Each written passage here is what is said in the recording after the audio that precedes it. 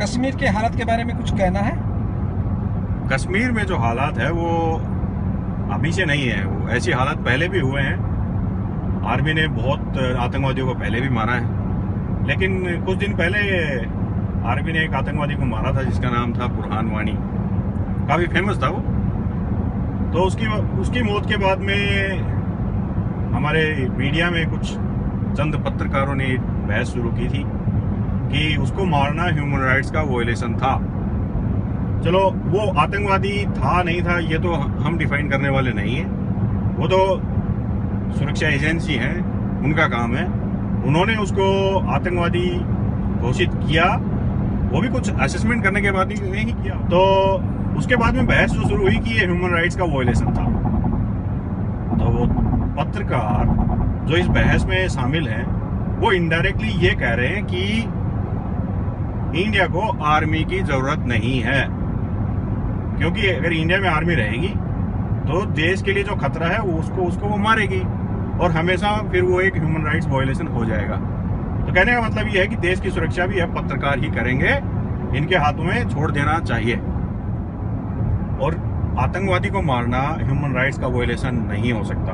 अगर ऐसा है तो फिर दुनिया में रोज ह्यूमन राइट्स के वायलेशन होते हैं। दूसरी बात, ह्यूमन राइट्स अलग अलग नहीं हो सकते आर्मी में जो लोग काम करते हैं उनके लिए और आतंकवादियों के लिए।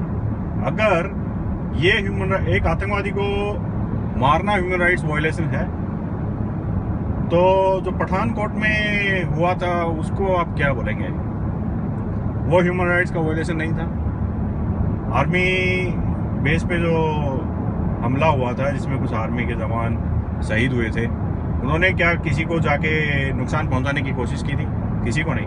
वो सिर्फ हमारी रक्षा करते करते मरे थे। तो वो उनको मारने वाले जो थे उन्होंने ह्यूमन राइट्स को वायलेट नहीं किया।